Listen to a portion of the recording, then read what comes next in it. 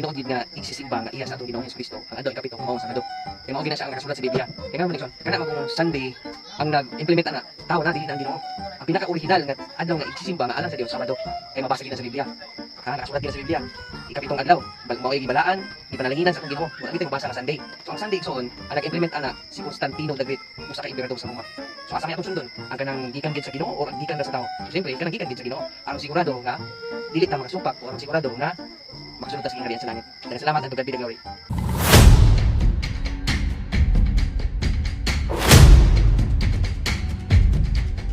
Hisgutanan na pong gitawag og Sabado.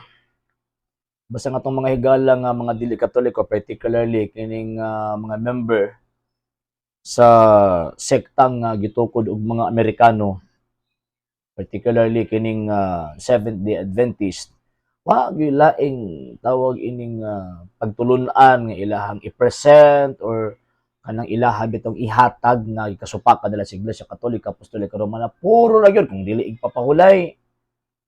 Tawag ining mahitungod sa pagkaon sa dugo, pagkaon sa mga dietary laws sa gitawag og mga Hudyo. Pero dili ta na i-focus. Ang atong i-focus karon kining argumento sa tuang higala nga gitawag og dili Katoliko. Sumala pa niya asa man atong sundon kining pagtulunan ba sa tao, kining gi-implement sa tao or kining gi-implement sa Dios nga adlaw ipapahuli. Kasi sumala pa niya ang original mo gid daw sa adlaw ipapahuli Sabado. Siya nag-ing Sabado. Ang problema na kay tawag ining sige claim kunya wa siya labot sa iyahang gi-claim. Bisan gani ang ilahang gi-claim dili pod mangilabot nila. Ngano man kay why connection ang Seventh-day Adventist ug ang kining Judaism kay kung tuang basahon ang balang kasulatan kining Biblical Sabbath mao ni ang adlaw nga igsisimba sa mga Hudyo, dili adlaw igsisimba sa mga Kristiyanos. O kanang adlaw igsisimba sa mga Hudyo manggod mga sir mga ma'am, nagpabilin manggod na wala gid na mawala o wala pud giwala sa Iglesia Katolika, Apostolika, Romana. Kung naa may sugo ang simbahang Katoliko concerning sa gitawag og pag-substitute or pag-replace sa gitawag og particular day concerning sa Sabbath, dili na applicable dito sa gitawag og mga Hudyo. Applicable na sa Kristiyano o sa Katolikong simbahan. Walay labot ang mga Hudyo. Kay bisan gani until now, ang kanang maong adlaw igpapahulay, nagpadayon na sa mga Hudyo. Dili pwede nga dili na magpadayon sa ilahang ngano man kay mao na ang ilahang walay bugto nga kasabutan tali kanila nga mga Israelita ug sa Dios. Kita ka dili man ta apil ng Israelita. O kining mga gipangtukod og Amerikano dili man sila apil anang gitawag ng Israelita, pero question ano mag-apil gyud, di ba? Okay, second point. Kung maingom gatag Sabbath na ay giingon nga Jewish and Christian presentation of the Sabbath. Ang Jewish Sabbath mo nang ika-7th day. Ito ang basahon ang balaang kasulatan, pero syempre ang counting sa ika-7th day magsugod gyud na sa ilang first day of work. Basahan gud ninyo ng Exodo kapitulo 20 bersikulo 8 9 hangtod sa 11, di ba? Nakatrabaho ka sa unom ka adlaw apan sa ikapito ka adlaw mo pahulay ka. No, di ba? Mo man nagdiskuti sa balaang kasulatan. So, ang counting of days nila para makaabot sila sa 7th day, magsugod sa adlaw sa ilang pagtrabaho.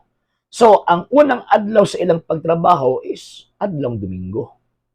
So, mao na mutakdo sa atuang kalendaryo o kining Saturday sa atuang kalendaryo kay ang first day of work manggod sa mga Hudyo Domingo. Sa mga Kristiyano, kung ato ang sundon ang interpretation sa Biblical Sabbath, ang first day of work nato dili Domingo. Ang first day of work nato Monday. Muna kung ato ang tan-awon pag Sabbath na ay Christian and Jewish presentation, nagadepende sa pag-present sa gitawag og religion concerning sa interpretation niya sa Sabbath. So, ang interpretation sa mga Hudyo, siyempre ang first day of work nila Sunday, sumutakdo yun og Saturday sa ato ang kalendaryo. Pero kitang mga Katoliko, kitang mga Kristiyano nga mga Katoliko, ang first day of work na to, dili man Sunday. Ang first day of work na to, Monday. Nga naman, tungod kay, kanang moong gitawag adlaw, sa Domingo, magud kinahanglan na cessation of work, nga naman, kay kanang nga panahon, gisimba nga to ang Ginoong Kristo. So, ang ato ang first day of work, Monday, dili Sunday. So, muna, pag abot og Sunday, kung first day of work na to ang Monday, so, ika-7th day na to, ang gitawag og Sunday. So, walay nakasupak. Ang ingong sa balang kasulatan, ika-7th day. So, ang counting from the first day of work nimo. So, wala makasupak ang Santa Iglesia Katolika Apostolika Romana. Number 3, kanang giingon nga Sabbath sa balaang kasulatan, kasabutan na tali sa Dios ug sa gitawag og mga Hudyo. Diba? Gipagawa sila sa Ehipto, kay naulipon sila sa Ehipto for 430 years. Muna Exodus chapter 31, verse 16, gitagaan sila sa Dios og kasabutan. Ang kinahanglan silang mutuman ini kay pagpadayag kini nga gikuha sila from the slavery of Egypt. Muna kana ang kasabutan forever, eternal na ang kasabutan tali sa Dios og kanila.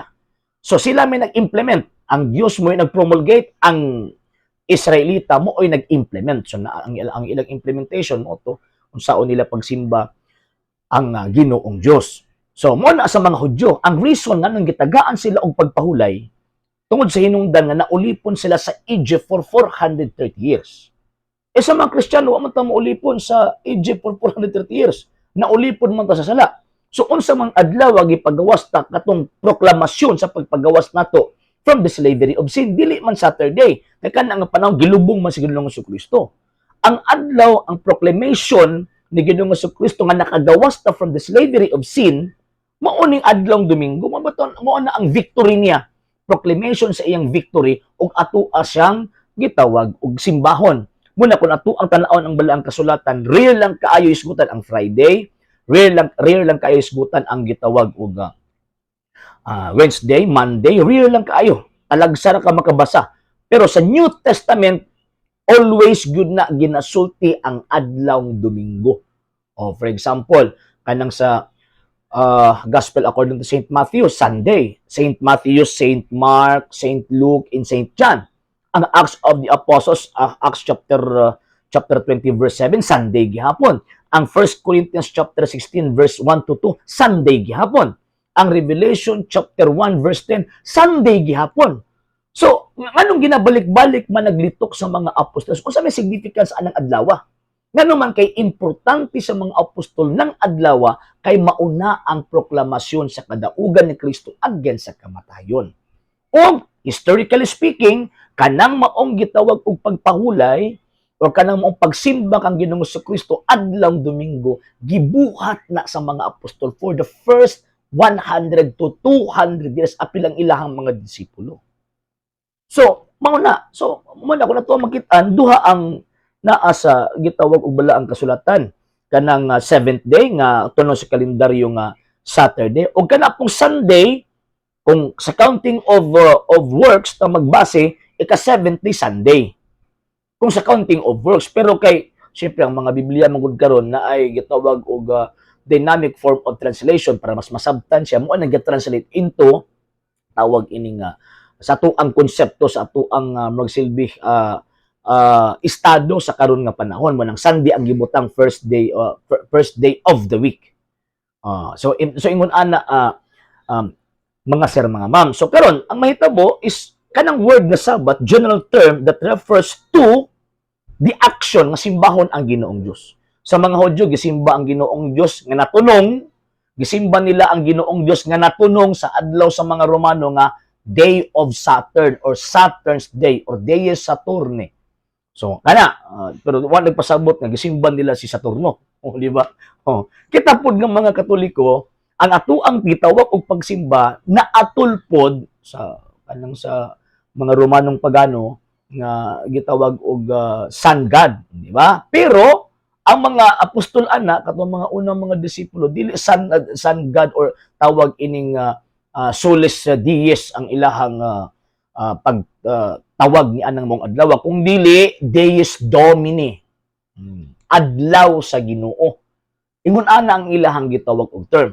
Muna sa first century After sa first century, di ba gisulat man sa first century itong first day of the week.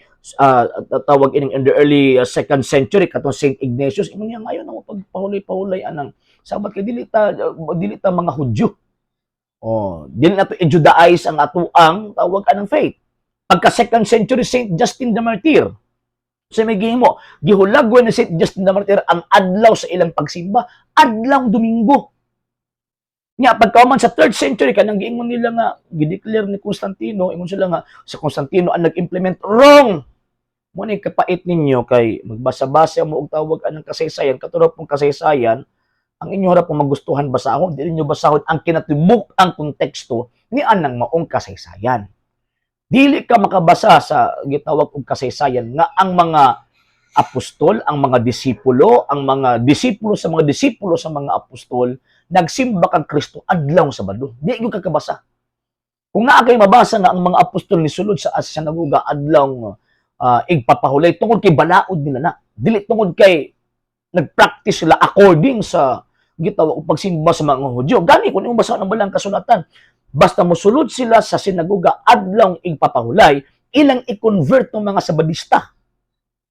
Ilahang kumbinsiyon kay para mutuo kang Kristo niya naa sila'y adlaw sa pagsimba maunang gitawag og adlaw Sabado.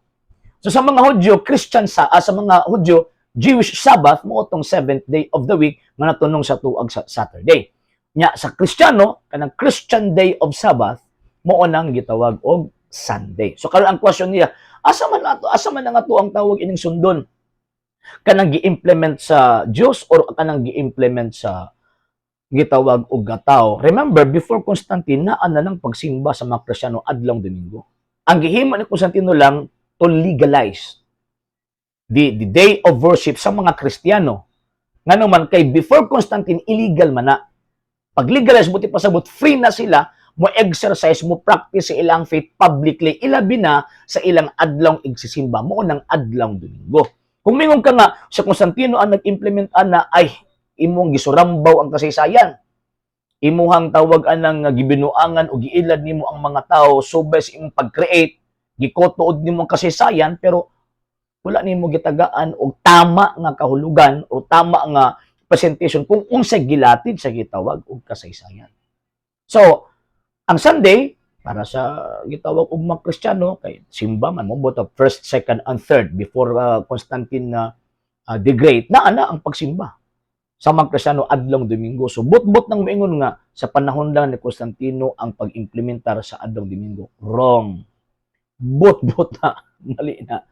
Ang adlaw igpapahulay para sa mga Hudyo nagpabilin. Wa na ili sa simbahan Katolika. Pero ang mga Katoliko kay simbahan man siya or iglesia man siyang gitukod ni Kristo, naapot siya adlaw igsimba. Og kanang adlaw sinilyuhan sa dugo sa Ginoo. Usa man ang adlaw, mo nang adlaw nga gisimba siya adlaw Domingo. So kung Kristiyano ka, adlaw Domingo ang pagsimba. Kung Hudyo ka, adlaw nga igpapahulay or sa atong kalendaryo adlaw Sabado ang adlaw nga ilahang igsisimba. Pero kung hilaw ka nga Kristiyano mo nang adlaw Sabado yung pagsimba.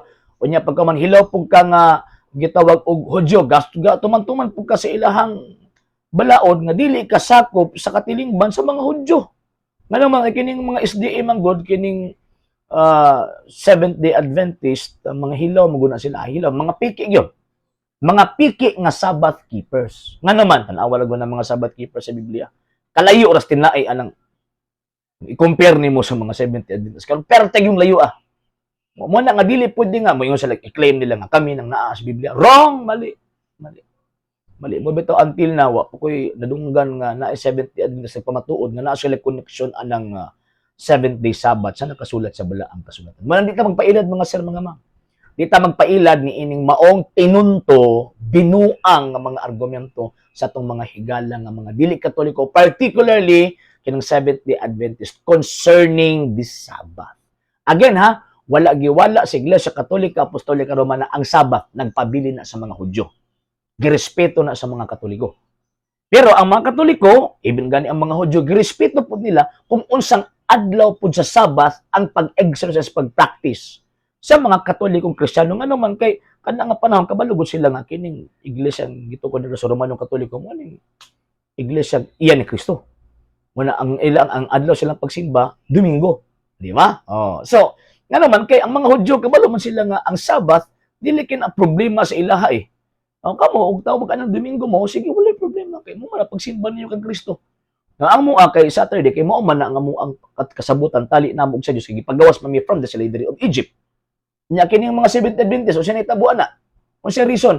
Tungod kay nakabasa ko sa Biblia, wa na as Biblia nga ihatag ang tawag ining adlaw ipapahulay dito lang sa mga nakabasa. Imbento ng Ellen G. White. So mo nang dita pailad mga sir mga mamaha, kanang ilahang mga tinunto nga mga doktrina, sumala pa ni San Pablo mga malamaton o gitawag og doktrina nga magapasalaag o magkapabahin-bahin kanato. Ave Maria, Viva Cristo Rey.